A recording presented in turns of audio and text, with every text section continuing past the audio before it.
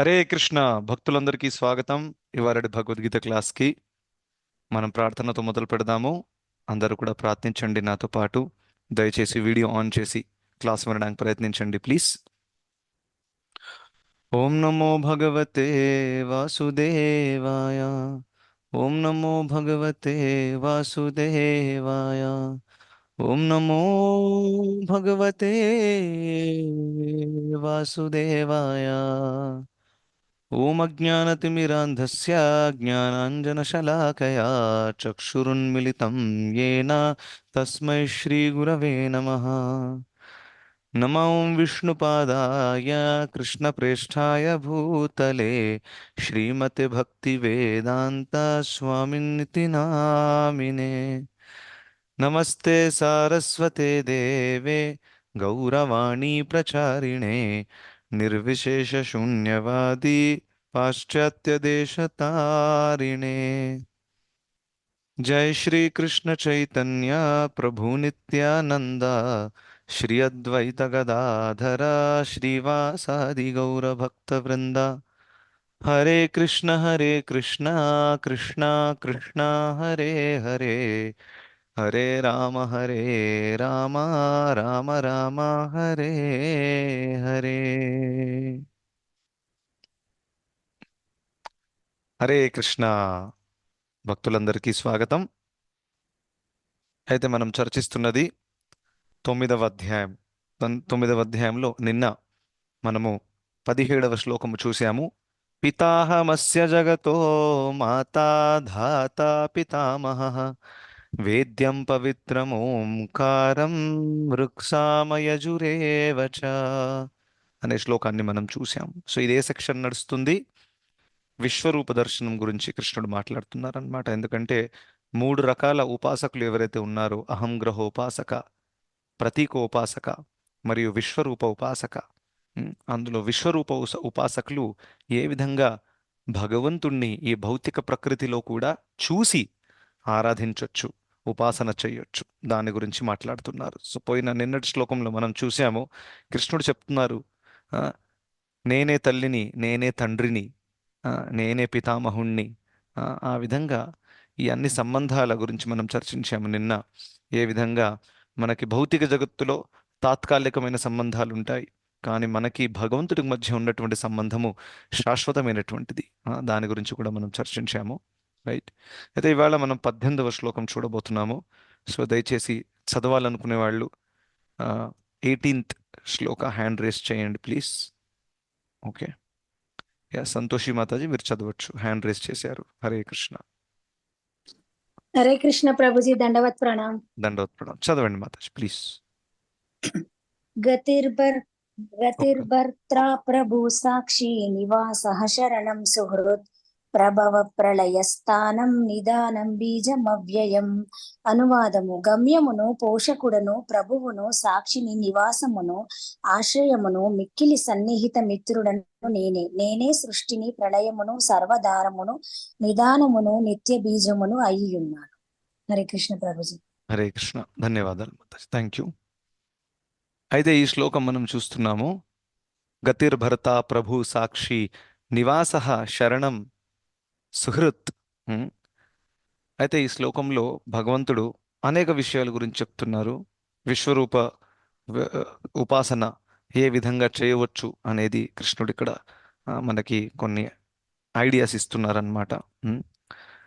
అయితే గతి భర్త ప్రభు సాక్షి నివాస శరణం సుహృత్ ప్రభవ ప్రళయ స్థానం నిధానం బీజం అవ్యయం అనే పదాలు ఈ శ్లోకంలో ఉన్నాయన్నమాట. అయితే మొట్టమొదటిది ఏంటి? గతి. గతి అంటే ఏంటి? గమ్యము, లక్ష్యము. రైట్. సో కృష్ణుడు ఏమంటున్నారంటే నేనే ఉన్నతమైనటువంటి లక్ష్యము అని చెప్తున్నారనమాట. అయితే మీరు చూడండి, మానవ జీవితానికి మానవులు జనరల్గా అనేక లక్ష్యాలు ఉంచుకోవచ్చు. నేను సింగర్ని అవుతాను, నేను డాన్సర్ని అవుతాను, నేను పిహెచ్డి చేస్తాను, అది ఇది అనేక లక్ష్యాలు మనకు ఉండొచ్చు. కానీ ఉన్నతమైన లక్ష్యం ఏంటి? భగవద్ధామానికి వెళ్ళిపోవడం. వేరే ఏ లక్ష్యం కాదు.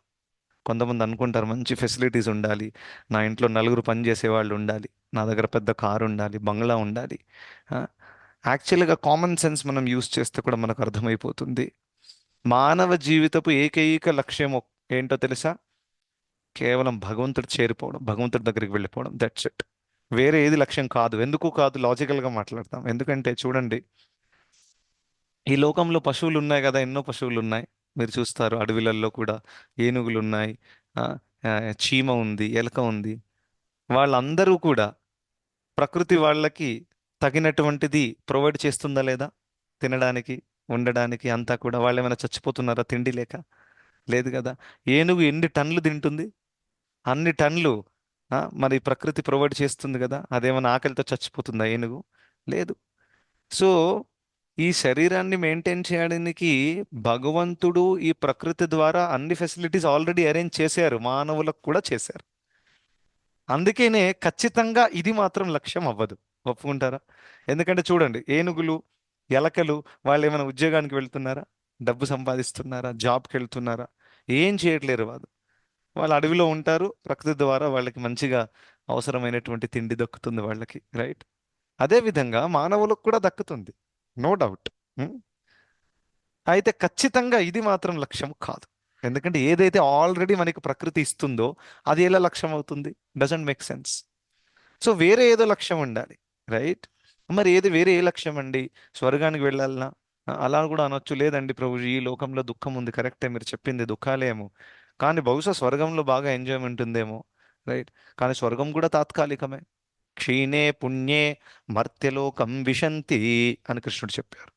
అక్కడ వెళ్ళామండి, ఎంజాయ్ చేశాము, పుణ్యము క్షీణమైపోయింది, టాటా బాబాయ్ అని మళ్ళీ ఇక్కడ పంపేశారనమాట. మరి అక్కడ కూడా ఎంజాయ్మెంట్ లేదు. అందుకనే శ్రీమద్ భాగవతంలో ఒక శ్లోకం వస్తుంది. ఏంటది? తస్యైవ హేతో ప్రయతేత కోవిదః న లభ్యతే తద్ భ్రమతాం ఉపరి యధః అని చెప్పారు. అయితే తస్యైవ హేతో ప్రయతేత కోవిదః. కోవిదః అంటే ఎవరైతే బుద్ధి కలిగిన వాళ్ళు, తెలివి కలిగిన వాళ్ళు జీవితంలో దేనికోసం ప్రయత్నిస్తారు, దేనికోసం కష్టపడతారు?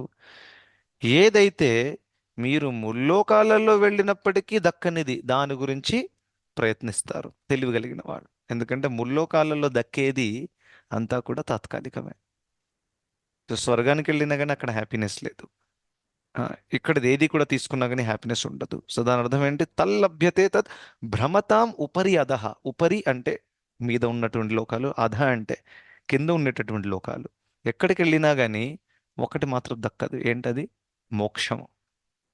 అయితే బుద్ధి కలిగిన వాడు ఏమనుకుంటారంటే, అరే నేను జైల్లో ఉన్నాను. సో జైల్లో ఉన్నవాడు ఏకైక లక్ష్యం ఏముండాలి చెప్పండి? జైలు నుంచి బయటికి రావడం. కరెక్ట్. లేదండి, జైల్లో నాకు కొంచెం హాయిగా ఉంది, టేస్టీ ఫుడ్ పెడుతున్నారు, మంచి ఫెసిలిటీస్ ఉన్నాయి పడుకోవడానికి, మంచి ఫ్రెండ్స్ ఉన్నారు, రోజు క్రికెట్ ఆడుకుంటున్నాను. ఇలా ఒకవేళ ఒక వ్యక్తి అనుకున్నాడు అనుకోండి, తను గొప్ప మూర్ఖుడు, రైట్? సో అందుకనే ఈ భౌతిక జగత్తు కూడా జైలు లాంటిది. ఆ, సో అందుకనే ఇక్కడి నుంచి బయటికి వెళ్ళడమే ఏకైక లక్ష్యం. కానీ ప్రాబ్లం ఏంటంటే అది మానవ శరీరంలో మాత్రమే సాధ్యం, వేరే ఏ జన్మలో సాధ్యము కాదు. 84 లక్షల జీవరాశులు ఉన్నాయి, అందులో మానవ శరీరము లేకపోతే దానికంటే ఉన్నతమైన శరీరాలు, ఫర్ ఎగ్జాంపుల్ దేవి దేవతల శరీరాలు కూడా ఉన్నాయి, అందులో కూడా సాధ్యం. కానీ నిమ్నమైన శరీరాలు ఏవైతే ఉన్నాయో, పశువులు, పక్షులు, కీటకాలు, చెట్లు, వీటిలో సాధ్యము కాదు. సో అందుకనే కృష్ణుడే గమ్యము అని చెప్పారనమాట. గతి, గతి అంటే గమ్యం. కృష్ణుడు ఈ శ్లోకంలో ఆ విషయం చెప్తున్నారు. అందరికి అర్థమైంది కదా అది. దాని తర్వాత ఆ ఇక్కడ గతీర్, దాని తర్వాత ప్రభు. ఇక్కడ మీరు చూస్తారు ప్రభు అని చెప్పారు. ప్రభు అంటే ఏంటి? ఎవరు చెప్తారు?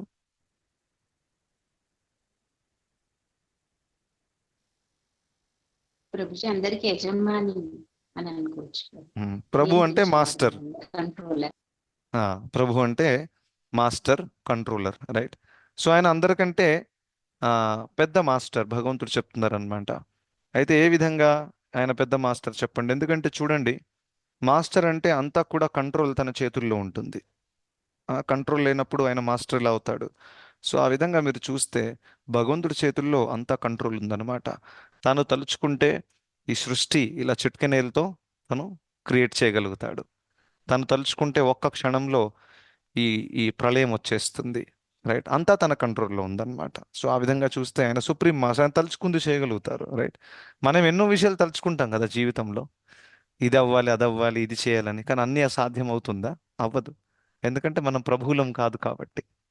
రైట్, ఇంకా సాధారణంగా మనం భక్తుల కమ్యూనిటీలో కూడా ఆ, పురుషులను ప్రభుజీ అని సంబోధిస్తాము. మేము కూడా వేరే పురుషులను ప్రభుజీ అంటే మీరు మా మాస్టర్ ఆ విధంగా అటువంటి భావంతో మనం భక్తులతో సంబోధిస్తాము. ఇంకా మహిళలను మాతాజీ అని అంటాం. దాని అర్థం ఏంటి? మీరు మా తల్లితో సమానం. మాతృవత్ పరదారేషు పరద్రవ్యేషు లోష్ట్రవత్ ఆత్మవత్ సర్వభూతేషు ఇహ పశ్యతి స పండిత అని చాణక్య పండిత్ చెప్పారనమాట. సో ఆ విధంగా ప్రభు అనే పదానికి అర్థం ఏంటి? Master, controller. సో ఆ మాస్టర్ ఎవరు? సుప్రీం మాస్టర్ కృష్ణుడు. ఈ లోకంలో చిన్న చిన్న కంట్రోలర్లు కూడా ఉన్నారు. ఫర్ ఎగ్జాంపుల్ దేవీ దేవతలు ఉన్నారు. కొన్ని కొన్ని డిపార్ట్మెంట్స్ వాళ్ళ కంట్రోల్లో ఉన్నాయి. ఫర్ ఎగ్జాంపుల్ వాన డిపార్ట్మెంట్ ఇంద్రుడి కంట్రోల్లో ఉంది. సో తను తలుచుకుంటే వాన ఇస్తాడు, లేకపోతే తీసేస్తాడు. కానీ ఒకవేళ కృష్ణుడు తలుచుకున్నాడు అనుకోండి, దెన్ వీళ్ళందరూ కూడా ఆ మాట వినాల్సిందే. రైట్, ఎందుకంటే ఆయన సుప్రీం కంట్రోలర్ కాబట్టి. మీకు అందరూ తెలుసు, దేవి దేవతలకి ఎప్పుడైతే ప్రాబ్లం వస్తుందో వాళ్ళు ఎక్కడికి వెళ్తారు? బ్రహ్మదేవుడి దగ్గరికి వెళ్తారు ఫస్ట్. అక్కడ కంప్లైంట్ పెడతారు. రైట్, అదేంటంట హైకోర్టు లాగా. అక్కడ సాల్వ్ అవ్వకపోతే సుప్రీం కోర్టుకి వెళ్తారు, అది శ్రీ మహావిష్ణు. రైట్, ఇక్కడ వర్కౌట్ అవ్వకపోతే సుప్రీం కోర్ట్. సో ఆ విధంగా ఆఖరికి శ్రీ మహావిష్ణువు దగ్గరికి వెళ్తారు. రైట్, దేవి దేవతలందరూ కూడా మా ప్రాబ్లం ఇలా ఉంది, సాల్వ్ చేయండి అని. రైట్, సో ఆ విధంగా భగవంతుడు సుప్రీం కంట్రోలర్. ఆ విషయం కూడా మనం గుర్తుపెట్టుకోవాలి. ఆ, దాని తర్వాత గతిర్ భర్త. భర్త అంటే ఏంటి? ఎవరు చెప్తారు? భర్త అంటే హస్బెండా? ప్రభుజీ భరించే వాళ్ళని భర్త అంటారు ప్రభుజీ. కరెక్ట్. సో ఎవరైతే సస్టైన్ చేస్తారో, ఆ, ఎవరైతే భరిస్తారో వారిని భర్త అంటారు. సో తెలుగులో భర్త అనే పదానికి హస్బెండ్ మీనింగ్ ఉంది. రైట్, బట్ ఎనీవే, ఎవరైతే ఈ లోకాన్ని మొత్తం అంతా కూడా భగవంతుడు సస్టైన్ చేస్తున్నారు. కరెక్టా?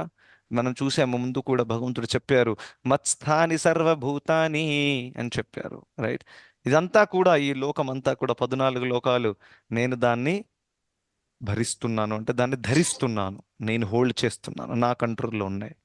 సో ఆ విధంగా మనము అర్థం చేసుకోవచ్చు. దాని తర్వాత ఇంకో పదం ఉంది, ఆ, గతిర్ భర్త ప్రభు సాక్షి. సాక్షి అంటే ఏంటి? విట్నెస్. కరెక్టా? విట్నెస్ అంటే తెలుగులో ఏమంటారు? సాక్షి అంటారు. ఇంకేమంటారు? సో ఎవరైతే ఒక ఒక సంఘటన జరిగిందనుకోండి, దానికి ప్రూఫ్గా సాక్షిగా ఉంటారు కదా, నేను చూశానండి, నేను చెప్తాను. ఆ విధంగా భగవంతుడు ఒక సాక్షి. ఎలా సాక్షి? ఎవరైనా చెప్తారా? హ్యాండ్ రేస్ చేయండి. భగవంతుడు సాక్షి ఎలా అండి? Yes, Radhamataji, go ahead. నేను ఇక్కడ ఆన్లైన్లో హ్యాండ్ రేస్ చేయమంటే కొంతమంది వీడియోలో హ్యాండ్ రేస్ చేశారు. Good idea actually. పర్వాలేదు, గో హెడ్, గో హెడ్. అంటే మన హృదయంలోనే కృష్ణుడు ఉంటారు కదా ప్రభుజీ, అలా విట్నెస్ చేస్తారు కదా. వెరీ గుడ్, చాలా సింపుల్గా చెప్పేశారు. మన హృదయంలో ఆయన ఉన్నారు. సో సీసీటీవీ కెమెరా లాగా. సో మనం అనుకుంటామే, ఇవాళ నేను ఒంటరిగా ఉన్నాను, ఎవరు చూడట్లేదు, తప్పు చేద్దాం. ఎవరు చూడట్లేరు కదా. ఆ, కానీ కృష్ణుడు కంటిన్యూస్గా మనల్ని చూస్తున్నారు. ఈ విషయం మర్చిపోకూడదు మనం ఎప్పుడు కూడా. సో ఒంటరిగా ఉన్నాను కాబట్టి ఏదైనా పిచ్చి పనులు చేస్తాను, ఎవరు గమనించట్లేదు అనుకోకూడదు. కృష్ణుడు అన్ని చూస్తున్నారు.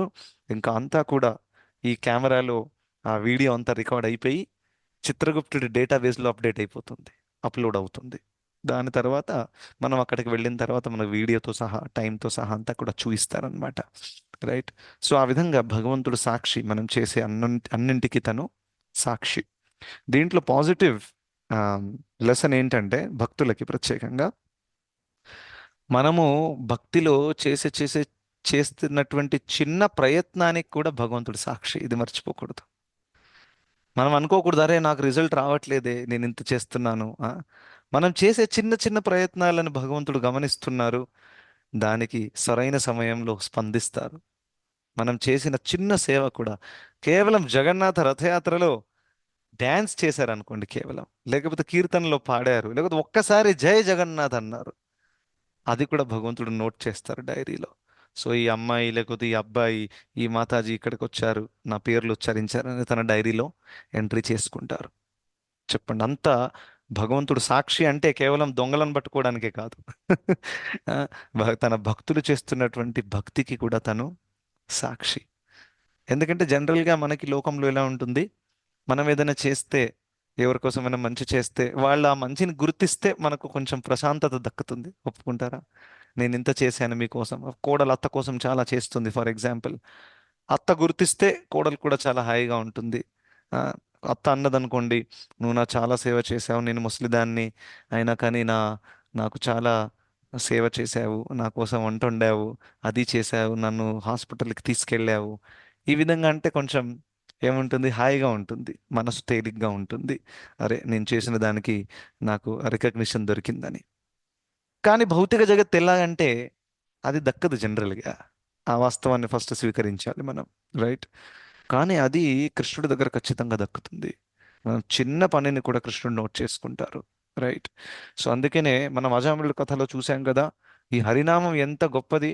ఆ ఆ, సాంకేత్యం పారిహాస్యం వా అని చెప్పారు, స్తోభం హేళనమేవవా అని చెప్పారు.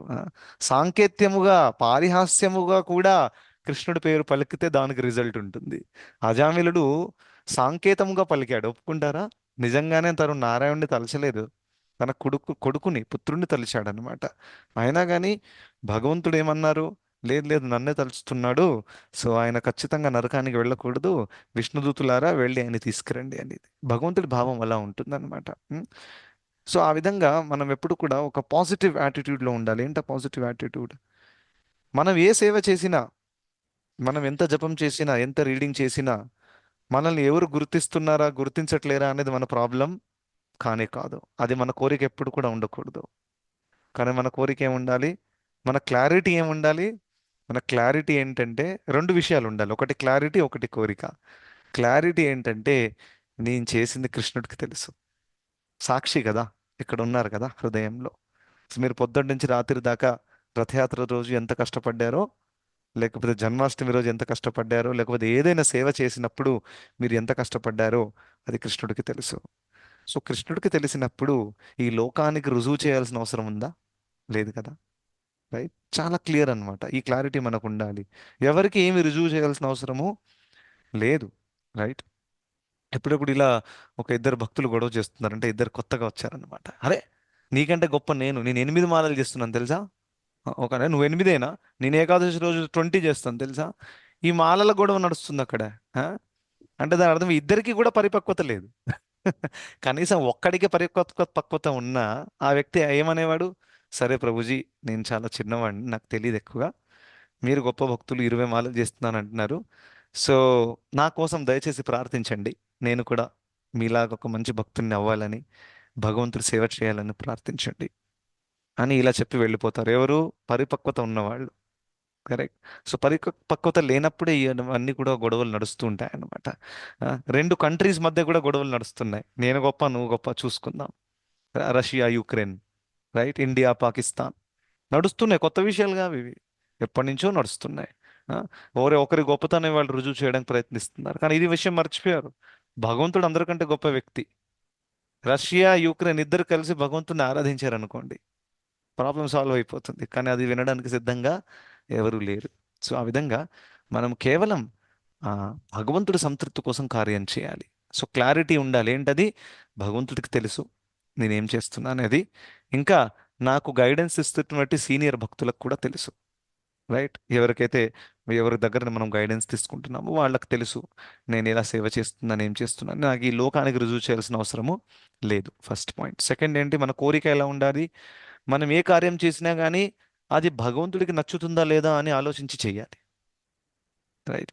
ఇప్పుడు మీ ఇంట్లో కూడా చూడండి, మీ పిల్లల కోసం ఏదైనా మీరు డిసిషన్స్ తీసుకుంటారు ఎప్పుడెప్పుడు, మనం చాలా వరకు ఆలోచిస్తాం కదా, ఇది నా పిల్లోడికి నచ్చుతుందా, వాడికి జీన్స్ ప్యాంటు కొనివ్వాలి, కానీ వాడికి ఇష్టమా జీన్సు, వాడు జీన్స్ వేసుకోడు, వద్దండి ప్యాంటు నార్మల్ ప్యాంటు కొనుక్కుందాం అని మీరు ఆలోచిస్తారు ఎంతో, రైట్? అదే విధంగా అది ఏంటి, ప్రేమ యొక్క లక్షణం, ఒప్పుకుంటారా? ప్రేమ ఉంటే మీరు ఆ వ్యక్తి గురించి ఆలోచించి పని చేస్తారు, అలాగే పని చేయరు. అదేవిధంగా భగవంతుడి పట్ల మనకు ప్రేమ ఉంటే మనం ఖచ్చితంగా ఈ ఈ ఇప్పుడు నేను చేసే కార్యము భగవంతుడికి నచ్చుతుందా లేదా అని ఖచ్చితంగా ఆలోచించి చేస్తాం. భగవంతుడు చాలా క్రిస్టల్ క్లియర్గా చెప్పారు శాస్త్రాలలో. 4 నియమాలు పాటించండి. కరెక్టా కదా? సో ఈ 4 నియమాలు పాటిస్తే భగవంతుడికి సంతృప్తి కలుగుతుంది. రైట్. సో ఆయన సంతృప్తి కోసం పని చేయడం అంటే ఆయన చెప్పిన మార్గాన్ని ఉన్నట్టుగా ఫాలో చేయడం. సో అందుకనే సాక్షి అనే పదంలో చాలా పాజిటివిటీ ఉంది. ఏ విధంగా భగవంతుడు ఇంకా మనం చేసే సేవని గుర్తించడం. రెండవది ఏంటంటే మన జీవితంలో నడుస్తున్న అన్ని సంఘటనలు, మన మనోభావాలన్నీ కూడా భగవంతుడికి తెలుసు. మనం ఇప్పుడు ఈ లోకంలో ఆ ఒంటరితనం వల్ల కొంతమంది ఏడుస్తారు. నా పరిస్థితి ఎవరికి తెలియదు, నేనెంత బాధపడుతున్నానని. ఆ, నా నా బాధ వినేవాళ్లే లేరు. అటువంటి పరిస్థితి వస్తుంది ఎప్పుడెప్పుడు చాలా సీరియస్గా ఉంటుంది. రైట్. కానీ ఒక వ్యక్తికి మాత్రం ఖచ్చితంగా తెలుసు మీ జీవితంలో ఏం నడుస్తుంది అనేది. రైట్. అది కృష్ణుడు. అది విషయం ఎప్పుడు మర్చిపోకూడదు. అందుకనే ఈ లోకానికి ఏదో నిరూపించడానికి వెళ్ళాల్సిన అవసరము లేదు. సో చాలా ఇంపార్టెంట్ పాయింట్. ఎస్. దాని తర్వాత నివాస అనే పదాన్ని ఉపయోగించారు. రైట్. భగవంతుడు నివాస. మీరు చూస్తే నివాసానికి ఎన్నో లోకాలు ఉన్నాయి. రైట్. 14 భువనాలలో. రైట్. భూలోకము, భూవర్లోకము, స్వర్గలోకము, జనలోకం, మహర్లోకం, తపోలోకం, సత్యలోకం, ధ్రువలోకం. కింద చూస్తే అతల, వితల, సుతల, మహాతల, రసాతల, పాతాళ. ఈ విధంగా 14 లోకాలు ఉన్నాయన్నమాట. ఎన్నో నివాసాలకి స్థానాలు ఉన్నాయి. కానీ అవన్నీ కూడా మీరు చూస్తే ఒక బ్రహ్మాండం లోపల ఉన్నాయి. కరెక్టా? ఈ 14 భువనాలన్నీ కూడా. ఆ బ్రహ్మాండం ఎవరి మీద రెస్ట్ తీసుకుంటుంది, ఎవరి మీద ఆధారపడి ఉంది? శ్రీ మహావిష్ణువు మీద. సో ఆ లెక్క ప్రకారం చూస్తే ఉన్నతమైన నివాసము కృష్ణుడే కదా. ఎందుకంటే మనం అందరం ఈ లోకాలలో నివసిస్తున్నాము. ఈ లోకాలన్నీ విష్ణువు మీద నివసిస్తున్నాయి. దాని అర్థం ఏంటి? అందరూ కూడా ఆఖరికి భగవంతుడి మీదే నివసిస్తున్నారు. ఆ విషయం మర్చిపోకూడదు. అందుకనే నివాస అని చెప్పడం జరిగింది. దాని తర్వాత శరణం. శరణం అంటే ఏంటి? తెలుగులో కూడా ఉందా? స్వామియే శరణమయ్యప్ప విన్నారా ఎప్పుడైనా? ఎస్. దాని అర్థం ఏంటి? శరణం. భగవంతుని ఆశ్రయం వేడుకోవడమా? తీసుకోవడం జరుగుతుంది. కరెక్ట్. వేడుకోవడం. ఎస్. ఆశ్రయం తీసుకోవడం. రైట్. శరణాగతి, శరణం తీసుకోవడం అంటే ఆశ్రయం తీసుకోవడం. రైట్. సో భగవంతుడు యాక్చువల్గా ఉన్నతమైనటువంటి ఆశ్రయం అన్నమాట. ఆ విషయం మనం ఎప్పుడు కూడా మర్చిపోకూడదు. భౌతిక పరంగా చూస్తే మనము ఈ లోకంలో ఆ, ఇవన్నీ లోకాలు ఉన్నాయి, లేకపోతే భౌతిక ప్రకృతి ఉంది. ఇదంతా కూడా ఆఖరికి భగవంతుడి యొక్క శక్తి మాత్రమే. రైట్. బహిరంగ శక్తి. రైట్. సో ఆ విధంగా మనం ఏ ఆశ్రయం తీసుకున్నా కానీ ఆఖరికి అది భగవంతుడి ఆశ్రయం తీసుకున్నట్టే. ఆయన లేకుండా మనము ఉండలేము. కరెక్ట్. దాని అర్థం ఏంటంటే ఇప్పుడు నాస్తికులు కూడా ఉన్నారు. వాళ్ళు భగవంతుడిని స్వీకరించరు, భగవంతుడు ఉన్నారు అని నమ్మరు. కానీ మీరు చూడండి, ఇంట్రెస్టింగ్ పాయింట్ ఏంటంటే వాళ్ళు కూడా భగవంతుడు ఇచ్చే భిక్ష మీదనే ఆధారపడి ఉన్నారు. ఒప్పుకుంటారా? భగవంతుని వద్దు అని అంటున్నారు, కానీ భగవంతుడు ఇచ్చే తిండినే తిని వాళ్ళు బతుకుతున్నారు. భగవంతుడు ఇచ్చే ఆక్సిజన్ పీల్చి వాళ్ళు బతుకుతున్నారు. వాళ్ళకి నిజంగానే దమ్ముంటే, లోకల్ లాంగ్వేజ్లో నిజంగానే దమ్ముంటే, భగవంతుడా నువ్వు లేవు కదా, నువ్వు ఇచ్చే ఆక్సిజన్ నాకొద్దు, నువ్వు ఇచ్చే నీళ్లు నాకొద్దు, నువ్వు ఇచ్చే తిండి నాకొద్దు, వెళ్ళిపో ఇక్కడి నుంచి, అలా చెప్పమనండి. అప్పుడు అప్పుడు నమ్ముతాం నువ్వు నిజమైన నాస్తికుడు అని. భగవంతుడు వద్దు, ఆయన ఇచ్చే ఫెసిలిటీలు కావాలి మనకి. రైట్. ఇంకా ఆ ఫెసిలిటీలు తిని హాయిగా ఇంకా భగవంతుని తిట్టాలి రివర్స్గా. రైట్. ఇది నాస్తికత్వం అన్నమాట. సో ఆ విధంగా భక్తులు చాలా క్లారిటీ ఉంటుందన్నమాట. ఏంటది? మనకంతా కూడా భగవంతుడు మెయింటైన్ చేస్తున్నారు, ఆయనే పరమ ఆశ్రయము. రైట్. ఇంకా శాస్త్రాల్లో కూడా చెప్పారు చాలా క్లియర్. ఈ లోకంలో ఏ వ్యక్తి కూడా మనకి 100% ఆశ్రయాన్ని ఇవ్వరాదు. ఒప్పుకుంటారా? ఎవరి శరణమైనా తీసుకోండి మీరు. ఎందుకంటే ఆ వ్యక్తి కూడా భౌతిక ప్రకృతి నియమాలకి బద్ధులై ఉన్నారు. ఒప్పుకుంటారా? ఎంత గొప్ప వ్యక్తి అయినా కానివ్వండి. ఆ, మీరే నన్ను కాపాడుతారు, మీరే నన్ను కాపాడుతారని ఒక వ్యక్తి దగ్గర మీరు వెళ్ళారు, అరే ఆ వ్యక్తియే బ్రతుకుతాడా లేదా గ్యారంటీ లేదు. కరెక్టా కాదా? ఆ, ఎందుకంటే ఆ వ్యక్తికి కూడా చావు వస్తుంది. తను కూడా ప్రాకృతిక నియమాలలో బాధ్యుడే ఉన్నాడు. సో ఆ విధంగా మీరు చూస్తే ఉన్నతమైన ఆశ్రయాన్ని ఎవరు కూడా ప్రసాదించరాదు ఈ లోకంలో. అందుకనే కృష్ణుడే ఉన్నతమైన శరణము, ఆశ్రయము. ఈ లోకంలో చాలా మంది ఎప్పుడెప్పుడు డబ్బు ఆశ్రయాన్ని తీసుకుంటారు, లేకపోతే పవర్ ఆశ్రయాన్ని తీసుకుంటారు, హోదా ఆశ్రయాన్ని తీసుకుంటారు. ఇవన్నీ కూడా తాత్కాలికం అన్నమాట. ఇది మబ్బులు లాంటివి. మబ్బులు టెంపరీ, ఇప్పుడు ఉంటుంది, రేపు చూడగానే అది ఉండదు. రైట్. కానీ భగవంతుడు ఆకాశం. ఎన్ని మబ్బులు వచ్చినా ఎన్ని మబ్బులు పోయినా ఆకాశం మాత్రము అలాగే ఉంటుంది. రైట్. సో ఆ విధంగా మనం గుర్తుపెట్టుకోవచ్చు. భగవంతుడే పరమ ఆశ్రయము మనందరికీ కూడా. రైట్. దాని తర్వాత శరణం తర్వాత సుహృత్. సుహృత్ అంటే ఏంటి తెలుగులో? శ్రేయోభిలాషి. శ్రేయోభిలాష్. ఎస్. సో సుహృద్ అంటే శ్రేయోభిలాషి. శ్రేయోభిలాషి అంటే ఏంటి? మన మంచి కోరేవాళ్ళు. చాలా సింపుల్ అన్నమాట. సో ఈ లోకంలో ఖచ్చితంగా మన మంచి కోరేవాళ్ళు చాలా మంది ఉంటారు. రైట్. ఇప్పుడు మీ తల్లిదండ్రులు మీ మంచి కోరుతారు. ఉమ్? మీ భర్త మీ మంచి కోరొచ్చు, మీ భార్య మీ మంచి కోరొచ్చు, మీ పిల్లలు మీ మంచి కోరొచ్చు. కానీ వాళ్ళు ఎంత మంచి కోరినా కానీ వాళ్ళు ఒక లిమిట్లోనే పని చేయగలుగుతారు. ఒప్పుకుంటారా? ఇప్పుడు తల్లిదండ్రులు ఉన్నారు, వాళ్ళు మంచి కోరుతారు పిల్లల కోసం. కానీ ఆ పిల్లోడికి ఏదో డిజీజ్ వచ్చేసి చనిపోయాడు ఫర్ ఎగ్జాంపుల్. వాళ్ళు కాపాడగలుగుతారా? కాపాడలేరు. టైం వచ్చేస్తే వెళ్ళిపోవాలి. వాళ్ళు ఎంత శ్రేయోభిలాషులు అయినప్పటికీ మంచి కోరుకోవడం ఒకటి, కానీ సామర్థ్యం వేరే విషయం. సో మంచి కోరుకుంటున్నారు శ్రేయోభిలాష, కానీ అంత సామర్థ్యము ఎవరి దగ్గర లేదు. రైట్. కానీ భగవంతుడి దగ్గర సామర్థ్యము ఉంది, ఇంకా తను శ్రేయోభిలాషి కూడా. సో ఆ విధంగా భగవంతుడు ఒకవేళ అనుకున్నారు. అఫ్ కోర్స్ భగవంతుడు అందరి కోసం మేలు కోరుకుంటారు. మనం అనుకోకూడదు భగవంతుడికి నాస్తికులు అంటే ఇష్టం లేదని. ఇష్టం లేకుంటే వాళ్ళకి అన్ని ఫెసిలిటీస్ ఎలా ఇస్తారు భగవంతుడు? చెప్పండి. ఫెసిలిటీస్ ఇస్తున్నారంటే వాళ్ళ మీద కూడా ప్రేమ ఉంది. ప్రాబ్లం ఏంటి? నాస్తికులకు భగవంతుడు అంటే ఇష్టం లేరు. అది రీజన్ అన్నమాట. కానీ భగవంతుడు ఎలా అంటే సూర్యుడు లాంటి వాడు అనమాట. అయితే సూర్యుడి కిరణాలు, సూర్యుని తేజస్సు ప్రతి చోట వెళ్తుంది ఈ లోకంలో. ఆ, సూర్యుడు ఎప్పుడైనా డిఫరెన్షియేట్ చేస్తారా? నేను ఇక్కడ రాను, అక్కడ రాను అని. సూర్యుడు టైంకి వచ్చేస్తుంది, మొత్తం వెలుతురు ఇచ్చేస్తుంది. కానీ ఎవరైతే నాకు ఈ సూర్యుడు వెలుతురు వద్దు, నేను ఈ నీడ కింద ఉంటాను అని వాళ్ళు నీడలోకి వెళ్ళి, సూర్యుడా నాకు నువ్వు తేజస్సు ఇవ్వట్లేదంటే ఎవరు తప్పది? సూర్యుడు తప్ప? ఈ వ్యక్తి తప్ప? ఈ వ్యక్తి తప్పు కదా. తన సూర్యుడు తేజస్సు ఉంది, నువ్వే దాచుకుంటున్నావు లోపలికి వెళ్ళి, మరి సూర్యుడిని తిడుతున్నావు. సో అదేవిధంగా మనందరికీ కూడా భగవంతుడు 100% 24/7 వెయిటింగ్గా ఉన్నారు, మనం ఎప్పుడు ఆయన వైపు తిరుగుతామని. చూస్తున్నారు. ఎన్ని జన్మలు ఎత్తావయ్యా, ఇప్పుడైనా నా వైపు తిరుగు.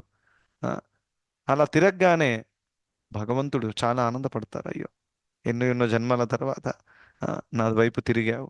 సో ఆ యొక్క మీ తీవ్రమైన కోరికను చూసి ఆ యొక్క వ్యక్తిని మంచి భక్తుల సాంగత్యంలో పెడతారు భగవంతుడు. భక్తుల సాంగత్యంలో పెట్టి మంచి శిక్షణ కలిగే అవకాశము, సేవ చేసే అవకాశం అన్ని దక్కుతాయి. మనందరికీ అనుభూతి ఉంది కదా. ఇదంతా భగవంతుడి కృపా కటాక్షం కాబట్టే ఈ విధంగా మనకు మంచి భక్తుల సాంగత్యం దక్కింది, భగవంతుడి సేవ చేసే అవకాశం దక్కింది. ఇదంతా కూడా ర్యాండమ్గా రాదనుకోండి. ఎప్పుడు కూడా ర్యాండమ్గా రాదు. ఎప్పుడు కూడా అలా అనుకోకూడదు. ఎలాగో అలా బై ఛాన్స్ నేను భక్తిలో వచ్చేసాను. బై ఛాన్స్ ఎప్పుడు కాదు. రైట్. భగవంతుడు ఆ కృపని చూయించారు, భక్తులు ఆ కృపని చూయించారు కాబట్టి మనం భక్తిలోకి వచ్చాము. సో ఆ విధంగా సుహృత్, కృష్ణుడు అందరికంటే గొప్ప, ఇంకా అందరికంటే పెద్ద శ్రేయోభిలాషి. తను ఎప్పుడు కూడా మన మేలు కోరుకుంటారు. ఆ, అయితే ఒకవేళ ఒక జీవాత్మ ఈ లోకంలో దుఃఖం అనుభవిస్తుందంటే దాని అర్థం ఏంటి? ఆ జీవాత్మ, ఆ వ్యక్తి ఆ యొక్క స్వేచ్ఛని దుర్వినియోగం చేశారు కాబట్టి ఆ దుఃఖాన్ని అనుభవిస్తున్నారు. అది అందులో భగవంతుడు తప్పేమీ లేదు. రైట్. మనం అయితే ఇంకొక టాపిక్ కూడా ఉంది అనుకుంటా, మన దుఃఖాలకి కారణం భగవంతుడా అని. రైట్. మనం ముందు కూడా మనం చర్చించాం కొంత దాని గురించి. సో ఆ విధంగా భగవంతుడు అందరికీ శ్రేయభిలాషి. ఎవరైతే భగవంతుడి వైపు మళ్ళుతున్నారో వాళ్ళు చాలా ఈజీగా హ్యాపీగా ఉండొచ్చు భగవంతుడి సేవ చేస్తూ. రైట్. అలా. దాని తర్వాత ప్రళయ, స్థానం, ప్రభవ. ప్రభవ అంటే సృష్టి, ప్రళయ అంటే నశించడం. రైట్. ఆ రెండు కూడా కృష్ణుడు చెప్తున్నారు నేనే. ఎందుకంటే ఈ సృష్టి జరిగేది తన కోరిక వల్ల, ప్రళయం జరిగేది కూడా తన కోరిక వల్ల. భగవంతుడేం బాధ్యుడు కాదు. అరే ఇప్పుడు సృష్టి చేయాలి, నా దగ్గర కేవలం 4 రోజులే ఉన్నాయి, ఎలా చేయాలి? ఆయనకు ఎటువంటి టెన్షన్ లేదన్నమాట. తను కోరుకుంటే సృష్టి జరుగుతుంది, కోరుకోకపోతే లేదు. తను కోరుకుంటే ప్రళయం కూడా జరిగిపోతుంది. సో ఆ విధంగా ఇవన్నీ కూడా తననే ప్రతినిధిస్తున్నాయి. రైట్. స్థానం, గ్రౌండ్. స్థానం అంటే గ్రౌండ్, గ్రౌండ్ లెవెల్. అన్నిటికీ బేసిస్ భగవంతుడు. అందుకనే సర్వకారణ కారణం అన్నారు. కరెక్టా? మీరు ఒక 10 ఫ్లోర్ల బిల్డింగ్ చూడండి. 10th ఫ్లోర్ దేని మీద ఆధారపడి ఉంది? 9th floor. 9th ఫ్లోర్ దేని మీద ఆధారపడి ఉంది? 8th floor. ఆ విధంగా మీరు అందరూ వెళ్తే ఎక్కడికి వెళ్తుంది? Ground floor, right? ఆ గ్రౌండ్ ఫ్లోర్ అన్నింటికి బేసిస్ అన్నమాట. అది ఉంది కాబట్టి మొత్తం బిల్డింగ్ నిలిచింది అక్కడ, రైట్? సో అదే విధంగా సర్వకారణ కారణం అంటే ఏంటి ఇక్కడ? మీరు ఒక రకంగా చెప్పొచ్చు 10th ఫ్లోర్ ఎందుకు నిలిచి ఉంది, ఎందుకంటే గ్రౌండ్ ఫ్లోర్ ఉంది కాబట్టి. అలా చెప్పొచ్చా? ఇందులో ఏం తప్పు ఉండదు కదా, రైట్? ఎందుకంటే గ్రౌండ్ ఫ్లోరు సర్వకారణ కారణం.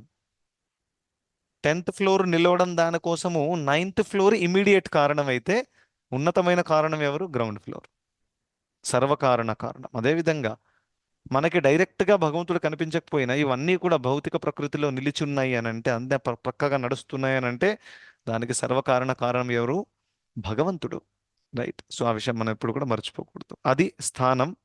నిధానం, నిధానం అంటే ఎక్కడైతే మనం ఏమంటారు, రెస్టింగ్ ప్లేస్. తెలుగులో ఏముంది దానికోసము? ప్రళయము సమస్తానికి ఆధారము అని చెప్పారు. దాని తర్వాత విశ్రాంతి స్థానము. రెస్టింగ్ ప్లేస్ అంటే విశ్రాంతి స్థానం. సమస్తానికి ఆధారం అర్థమైంది కదా, నేను చెప్పాను కదా. 10th ఫ్లోర్ ఉదాహరణ, 9th ఫ్లోర్ ఉదాహరణ గుర్తుపెట్టుకోండి. అన్నింటికి ఆధారం కృష్ణుడు. దాని తర్వాత రెస్టింగ్ ప్లేస్ కూడా కృష్ణుడే, రైట్? దాని తర్వాత ఆ అవ్యయ జీ బీజము నేనే అని చెప్తున్నారు. అవ్యయం, భగవంతుడు అవ్యయం అంటే ఇక్కడ ప్రభుపాదుల వారు ఎలా ట్రాన్స్లేట్ చేశారంటే శాశ్వతము. అవ్యయం అంటే వినాశం లేనటువంటిది, అవ్యయము, రైట్? సో భగవంతుడు అవ్యయము, అవ్యయము. ఆయనకు ఎటువంటి వినాశము లేదు. ఆయన ఎల్లప్పుడూ ఉన్నాడు, ఉంటున్నారు, ఇంకా ఉంటారు కూడా, రైట్? సో ఆ విధంగా ఈ యొక్క శ్లోకంలో అనేక పదాల ద్వారా భగవంతుడు, మనము ఈ లోకాన్ని చూసి కూడా మనము భగవంతుని అప్రిషియేట్ చేయొచ్చు. ఎప్పుడైతే మనకి 14 భువనాల ఇన్ఫర్మేషన్ కలుగుతుంది, లేకపోతే కేవలం ఈ పృథ్వీ, ఈ భూమిని చూసి కూడా మనము ఈజీగా భగవంతుడి యొక్క అస్తిత్వాన్ని మనం గమనించవచ్చు, రైట్? ఇన్ని ఋతువులు మారుతున్నాయి, మనకు టైంకి నీళ్లు దక్కుతున్నాయి, తిండి దక్కుతుంది, గాలి దక్కుతుంది, మనకు సరిపడేటటువంటి అన్ని పదార్థాలు ఇక్కడ ఉన్నాయి. అవన్నీ అరేంజ్ చేసింది భగవంతుడు, రైట్? ఎందుకంటే ఆయనే మెయింటైనర్, ఆయనే సస్టైనర్ కాబట్టి. సో ఆ విధంగా విశ్వరూప ఉపాసకులు ఈ విధంగా భగవంతుడిని చూడొచ్చు. ఇంకా ఇది చాలా చాలా మంచి విజన్ అన్నమాట. ఒక రకంగా చూస్తే భక్తులు కూడా ఈ లోకాన్ని మనం చూసినప్పుడు ఎప్పుడు కూడా ఈ లోకాన్ని భగవంతుడి యొక్క శక్తి లాగానే చూడాలి, రైట్? ఇది నా ఎంజాయ్మెంట్ కోసం కాదు. ఎవరి ఎంజాయ్మెంట్ కోసము? భగవంతుడి ఎంజాయ్మెంట్ కోసము. నేను ఇక్కడ పుట్టింది దేనికోసము? నా ఎంజాయ్మెంట్ కోసం కాదు. నేను పుట్టింది భగవంతుడి సేవ చేయడం కోసం. అటువంటి భావము క్లారిటీతో ఉంటే మనం చాలా చాలా భక్తిలో ఈజీగా ముందుకి ఎదగొచ్చు. ఓకే, సో ఈ ఒక్క శ్లోకం చేయగలిగాము. అందరికి చాలా ధన్యవాదాలు. హరే కృష్ణ. సో ఏదైనా ఒక ప్రశ్న ఉంటే తీసుకోవచ్చు, మనం అన్మ్యూట్ చేయొచ్చు మీరు.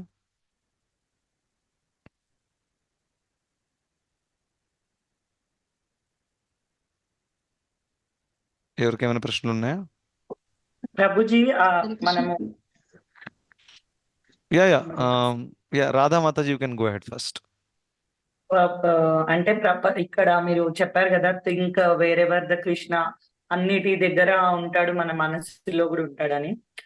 కానీ భౌతిక ప్రపంచంలో ఎంత ప్రయత్నించినా అంటే ఫైనల్ గా ఒక మనిషి అర్థం చేసుకోకపోతే మనం అంటాం కదా, దేవుడు చూసుకుంటాడులే అంటే, ఆ బాధలో కూడా మనం అంటాం కదా, god knows everything even you don't understand me అని. సో అది ఆ పరిస్థితిలో కూడా, అంటే ఇప్పుడు ఇది చెప్పిన తర్వాత దుఃఖించి అనుకోవాల్సిన అవసరం లేదు, అది ఆనందంగా కూడా అనుకోవచ్చు. అంటే ఏడుపు వచ్చేస్తుంది కదా, సమ్ సిచ్యువేషన్స్ లో really can't, only God knows అని కూడా ఏడుపు వస్తుంది సిచ్యువేషన్స్ లో.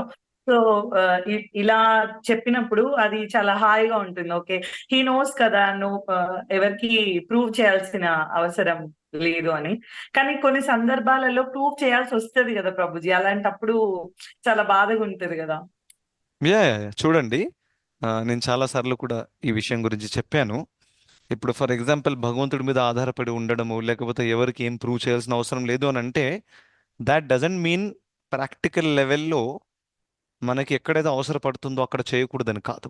ఎక్కడైతే అవసరపడుతుందో మనం చేయాల్సి వస్తుంది. ఫర్ ఎగ్జాంపుల్ శ్రీమద్ భాగవతంలో, కానీ మంచి ప్రశ్న అడిగారు. బికాస్ చాలాసార్లు ఎలా అవుతుందంటే, ఫర్ ఎగ్జాంపుల్ మిమ్మల్ని ఎవరైనా నిందించారు, మీ సొసైటీలో మీ గురించి తప్పుగా మాట్లాడుతున్నారు, ఉదాహరణ కోసం చెప్తున్నాను. ఇక అందరూ మిమ్మల్ని చూసి చీచి చీచి అంటున్నారు, ఏదేదో చర్చించుకుంటున్నారు, రైట్? మీ పేరంతా పాడైపోతుంది. మీ పిల్లలకు తెలిసిపోయింది, మమ్మీ మమ్మీ ఇలా ఇలా మాట్లాడుతున్నారు నీ గురించి, ఆ విధంగా. సో అటువంటి సందర్భంలో ఇది మీ జీవితానికి హాని చేస్తుంది, కరెక్టా? రైట్. సో ఇది ఆ సందర్భం ఎక్కడైతే మీరు అక్కడ వెళ్ళి క్లారిఫై చేసి మ్యాటర్ సెట్ చేయాలి, రైట్? సో ఎలా మనం తెలుసుకోవాలి ఎక్కడ యాక్షన్ తీసుకోవాలి, ఎక్కడ యాక్షన్ తీసుకోవద్దు? ఒక సింపుల్ ఫార్ములా పెట్టుకోవాలి మనం. ఒకటి, మన శరీరము, మన మనసు కృష్ణుడు మనకిచ్చినటువంటి ప్రాపర్టీ, రైట్? ఇది కృష్ణుడిదే, కానీ మనకిచ్చారు ఉపయోగించుకోవడానికి. దీన్ని చక్కగా కాపాడుకోవడం ఎవరి బాధ్యత? మన బాధ్యత. సో ఒకవేళ మన శరీరానికి ఇంకా మనసుకి హాని కలుగుతుంది అని అంటే అక్కడ మనం ఏదైనా ఒక యాక్షన్ తీసుకుని దాన్ని సాల్వ్ చేయాలి. ఫర్ ఎగ్జాంపుల్, అంతా భగవంతుడు చూసుకుంటారు, ఒక మర్డర్ నా దగ్గరకు వచ్చి కత్తి చూపిస్తున్నాడు, ఏ డబ్బుల్ది, చంపేనాను, ఏం పర్వాలేదు, నేను శరీరాన్ని కానే కాదు, రైట్? కృష్ణుడు చూసుకుంటారు. అలా కాదు కదా, అరే కృష్ణుడు ఇచ్చారు నాకు ఈ శరీరము, మరి దీన్ని కాపాడుకునే బాధ్యత కూడా నాదే కదా, రైట్? సో అందుకే నేను నా శరీరాన్ని అక్కడ కాపాడుకోవడానికి నేను ఐదర్ ఆ మర్డర్ని అటాక్ చేస్తాను, లేకపోతే అక్కడి నుంచి పారిపోతాను, ఏదైనా ఒకటి చేయాలి, కానీ నా శరీరాన్ని నేను కాపాడుకోవాలి. రెండవది, మీ మీ మీ గురించి ఇప్పుడు చెప్పిన ఉదాహరణలో మీకు చాలా చాలా మానసిక ఆందోళన కలుగుతుంది, ఒప్పుకుంటారా? అలా సొసైటీలో అలా జరిగితే మరి మీ మనసుకి మానసిక ఆందోళన కలిగినప్పుడు మీ జీవితమే కదిలిపోతుంది. మరి మీ మనసుని కాపాడుకునే బాధ్యత కూడా మీదే కదా. సో అందుకనే ఆ మ్యాటర్ సెటిల్ చేయడానికి మీరు వెళ్ళి క్లారిఫై చేయడం కానివ్వండి, లేకపోతే legal whatever is possible, మీరు ఆ మ్యాటర్ సెట్ చేయాలి. It is important. కృష్ణుడిది కూడా శ్రీమద్ భాగవతంలో మీకు అందరు శమంతక మణి యొక్క లీలలో మీరు చూస్తారు, ఏ విధంగా కృష్ణుడి పేరు కూడా ఒక వ్యక్తి పాడు చేయడానికి ప్రయత్నించారు. ఆ శమంతక మణికి లోభంలో వచ్చేసి నా తమ్ముడిని చంపేశాడు కృష్ణుడు, మణి తీసుకున్నాడు. ఆ విధంగా మొత్తం ద్వారకాలో పుకార్లు వచ్చేసాయి అన్నమాట. పుకార్లు అంటారు కదా, రూమర్స్. అలా వచ్చినప్పుడు కృష్ణుడు అనుకోలేదేం పర్వాలేదండి, నా గురించి అలా నేను నిరూపించాల్సి, అందరి ముందు వెళ్ళి తను నిరూపించాడు, ఆ మణిని నేను దొంగతనం చేయలేదు, ఆ మణి తెచ్చి వెతికి అందరి ముందు తనకి హ్యాండ్ ఓవర్ చేశారనమాట. సో దాని ద్వారా ఏమైంది, ఆ చెడ్డ పేరు ఏదైతే ఉందో అది మళ్ళీ ఇదైపోయింది, క్లారిఫై అయిపోయింది అనమాట. సో ఇటువంటి పరిస్థితి ఎక్కడైతే మానసిక ఆందోళన, శారీరక ఆందోళన కలుగుతుందో అక్కడ మనం ఖచ్చితంగా మనము యాక్షన్ తీసుకోవాలి, రైట్? సో యాక్షన్ తీసుకున్నప్పుడు కూడా నేను చాలాసార్లు చెప్పాను, ఒకటేంటుంటుంది response, internal response, external response, 2 లెవెల్స్లో ఉంటాయి. సో ఇంటర్నల్ రెస్పాన్స్ ఎప్పుడు కూడా మనం ఎలా ఉండాలంటే మనం అందరినీ కూడా క్షమించేసేయాలి, ఇంటర్నల్గా, ఎక్స్టర్నల్గా కాదు. ఇంటర్నల్గా ఎప్పుడు కూడా, ఇంటర్నల్గా క్షమించలేకపోవడం అంటే ఏంటంటే ఆ వ్యక్తి పట్ల మీకు ప్రతీకారము, కోపము, ద్వేషము అలాగే ఉంది, అది ఎప్పుడు కూడా ఉండకూడదు, ఎంత పెద్ద తప్పైనా కానివ్వండి. కానీ ఎక్స్టర్నల్గా మనం ప్రతిసారి క్షమించరాదు, కొన్ని కేసెస్లో మనకి యాక్షన్ తీసుకోవాల్సి వస్తుంది, రైట్? సో అందుకనే ఎక్స్టర్నల్గా మనం క్షమించాల్సిన అవసరం లేదు. ఒక వ్యక్తితో మనము ఫర్ ఎగ్జాంపుల్ చాలా మిస్అండర్స్టాండింగ్స్ అవుతున్నాయి, రిలేషన్షిప్ చాలా, ఆ వ్యక్తి మనకు చాలా మానసిక ఆందోళన కలిగిస్తున్నారు అనుకోండి, ఇంకా ఆ రిలేషన్షిప్ అంత ఇంపార్టెంట్ కాదు, ఆ వ్యక్తిని అవాయిడ్ చేసి కూడా ఉండొచ్చు. సో ఆ కేసులో ఏం చేయాలి, ఆ వ్యక్తితో దూరంగా ఉండాలి. ఇది ఎక్స్టర్నల్ యాక్షన్ తీసుకున్నారు మీరు. కానీ ఇంటర్నల్గా ఆ వ్యక్తి పట్ల ఎటువంటి ప్రతీకారం ఉండకూడదు, నన్ను ఎంత బాధ పెట్టాడు వీడని, అలా కాదు, క్షమించేసేయాలి. కృష్ణుడితో ప్రార్థించాలి, వ్యక్తిని మీరు చక్కగా చూసుకోండి, చల్లగా చూసుకోండి అని.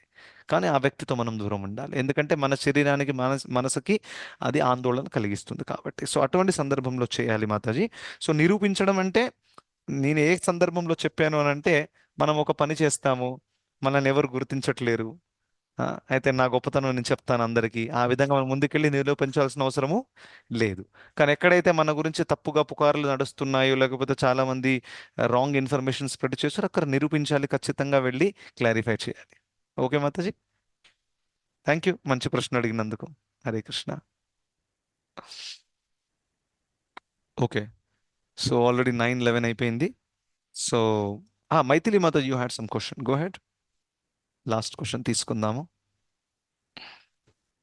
హరే కృష్ణ ప్రభుజీ, హరే కృష్ణ, దండవత్ ప్రణామం. ప్రభుజీ 16 to 19 మీరు చెప్పారు కదా, అహంగర ఉపాసన వాళ్ళ గురించి, విశ్వరూప ఉపాసన గురించి చెప్తున్నారు, విశ్వరూప ఉపాసన గురించి. సో అయితే ఇక్కడ భగవంతుడు ఏం చెప్పాలనుకుంటున్నారు? అంటే విశ్వరూప ఉపాసన చేసే వాళ్ళు ఉన్నత స్థాయిలో ఉన్నారు అని చెప్తున్నారా వీళ్ళ ముగ్గురులో, లేకపోతే ఇండైరెక్ట్ గా వాళ్ళు కూడా నా పైన ఆధారపడి ఉన్నారు అని చెప్తున్నారా, ఎలా చెప్తున్నారు గురించి? యా చూడండి, మీరు చెప్పిన 2 పాయింట్లు చెప్తున్నారు. దాని అర్థం ఏంటంటే ఈ విశ్వరూప ఉపాసన చేసేవాళ్ళు ఈ ముగ్గురింట్లో ఉన్నతమైన వాళ్ళు. శుద్ధ భక్తితో కంపేర్ చేయరాదు. నేను చెప్పిన 3 రకాల ఉపాసకులు, అహం గ్రహోపాసక, ప్రతీకోపాసక, విశ్వరూప, ఈ ముగ్గురింట్లో వీళ్ళు ఉన్నతమైన వాళ్ళు. వీళ్ళని మీరు శుద్ధ భక్తులతో పోల్చరాదు, రైట్? ఎందుకంటే శుద్ధ భక్తులు డైరెక్ట్ గా కృష్ణుడికి సేవ చేస్తారు, డైరెక్ట్ గా నైవేద్యం పెడుతున్నారు, కరెక్టా? కానీ ఈ విశ్వరూపం వాళ్ళు నైవేద్యం పెట్టరు. ఎక్కడ నైవేద్యం పెడతారు? కరెక్ట్. ఎందుకంటే వాళ్ళు చూసేది జనరల్ గా ఈ లోకంలోనే భౌతిక ప్రకృతిని, కృష్ణుడిని చూస్తున్నారు కాబట్టి, రైట్? సో ఈ ముగ్గురులో వాళ్ళు ఉన్నతమైన వాళ్ళు, ఆ పాయింట్ కూడా కన్వే అవుతుంది ఖచ్చితంగా. ఇంకా ఆఖరికి ఈ ముగ్గురు కూడా ఇండైరెక్ట్ గానే కృష్ణుడిని వర్షిప్ చేస్తున్నారు, రైట్? అందుకనే ఆ వేద్యం పవిత్రం ఓంకారం అది చెప్పినప్పుడు ఎవరైతే దేవి దేవతల యజ్ఞాలు చేస్తున్నారు, ప్రతీకోపాసకను ఉన్నారు కదా, ఇప్పుడు వాళ్ళు ఏం చేస్తారు? అనేక దేవి దేవతలను ఆరాధిస్తున్నారు, అందులో అనేక యజ్ఞాలు చేస్తారు. మరి ఆ యజ్ఞాలలో వాళ్ళు విష్ణువుని మైనస్ చేయరాదు. సో ఇండైరెక్ట్ గా చూస్తే వాళ్ళు విష్ణువునే ఆరాధిస్తున్నారు ఒక లెక్క ప్రకారం చూస్తే. ఎందుకంటే దేవి దేవతలకు వాళ్ళు అర్పించేది కూడా ఆఖరికి విష్ణు దగ్గరికి వెళ్తుంది శాంక్షన్ అవ్వడం కోసం, రైట్? మయ్యేవ విహితాన్ హితాన్ అని కృష్ణుడు భగవద్గీతలో చెప్పారు. దేవి దేవతలకు అర్పించేది కూడా ఆఖరికి నా దగ్గరికి వస్తుంది. ఇంకా దేవి దేవతలు ఎటువంటి కోరికలు అయితే తీరుస్తారో ఆ కోరికలు నేను అప్రూవల్ ఇవ్వకుండా అది ఎప్పుడు కూడా తీరదు. సో ఆ లెక్క ప్రకారం they or indirectly connected to Krishna. So ముగ్గురు కూడా ఇండైరెక్ట్ గానే కృష్ణుడి ఆశ్రయాన్ని తీసుకుంటున్నారు. ఇంకా ప్రత్యేకంగా విశ్వరూప ఉపాసకులు ముగ్గురింట్లో ఖచ్చితంగా ఉన్నతమైన వాళ్ళు. సో 2 పాయింట్స్ ఉన్నాయి మాతాజీ ఇక్కడ. అండ్ అలాగే రూపం ఉంది అని అనుకుంటున్నారు కదా ప్రభుజీ, విశ్వరూప ఉపాసన యా వాళ్ళు. అంటే విశ్వరూప విశ్వరూపంలో ఎస్ ఎస్ చూస్తున్నారు కాబట్టి భగవంతుడికి రూపం ఉంది అని తెలుసు కదా. ఖచ్చితంగా విశ్వరూప ఉపాసకులు భగవంతుడికి రూపం ఉంది అని ఖచ్చితంగా వాళ్ళు ఎక్నాలెడ్జ్ చేస్తారు. ఇందులో అహంగ్రహోపాసక ఉన్నారు కదా, వాళ్ళు నిరాకారవాదులు. వాళ్ళు భగవంతుడికి రూపం లేదు, ఆ, నిర్విశేషము, నిరాకారము, ఆ యాంగిల్లో వెళ్తారు. విశ్వరూపం వాళ్ళు ఖచ్చితంగా భగవంతుడికి రూపం ఉందనేది తెలుసు. Yes. ప్రభుజీ నిర్విశేష పర్టికులర్ మీనింగ్ ఏంటి ప్రభుజీ దానికి యాక్చువల్లీ? యాక్చువల్లీ అంటే మనకు విశేష శ్లోకాలు కూడా వస్తుంది కదా, నిర్విశేష శూన్యవాడు. విశేష అంటే క్వాలిటీ, కరెక్టా? విశేష అంటే క్వాలిటీ, నిర్విశేష అంటే ఎటువంటి క్వాలిటీస్ లేనటువంటిది. ఈ క్వాలిటీ లేదని. అయితే ఈ నిర్విశేషవాదులు ఏమంటారంటే ఆ భగవంతుడు అంటే ఉన్నతమైన సత్యం ఏదైతే ఉందో అందులో ఎటువంటి క్వాలిటీస్ లేవు, కరెక్ట్, కంప్లీట్ గా బ్లాంక్ గా ఉంటుంది, శాశ్వతమైనటువంటిది ఎటువంటి క్వాలిటీస్ లేవు అని చెప్తారు నిర్విశేష నిరాకారవాదులు అన్నమాట. కానీ అది కంప్లీట్ వాస్తవం కాదు. అందుకనే ప్రభుపాదుల వారి ప్రణతి మంత్రులు ఏముంది? నిర్విశేష శూన్యవాది పాశ్చాత్య దేశ తారే. పాశ్చాత్య దేశ ఈ పాశ్చాత్య దేశంలో నిర్విశేషము ఇంకా శూన్యవాదము చాలా ప్రబలంగా ఉంది. శూన్యవాదం అంటే దేవుడు లేడు, ఏమీ లేదు, అంతా శూన్యమే, చచ్చిపోయిన తర్వాత అంతా శూన్యము. అదొకటి. ఇది జనరల్ గా బుద్ధిస్ట్ ఫిలాసఫీ జనరల్ గా. ఇంకా నిర్విశేషము అని అంటే నిరాకారవాదులు. వాళ్ళు అంటారే ఉన్నతమైన సత్యం ఉంది ఖచ్చితంగా, కానీ అందులో విశేషాలు లేవు, వెరైటీ లేదు అని చెప్తారు, రైట్?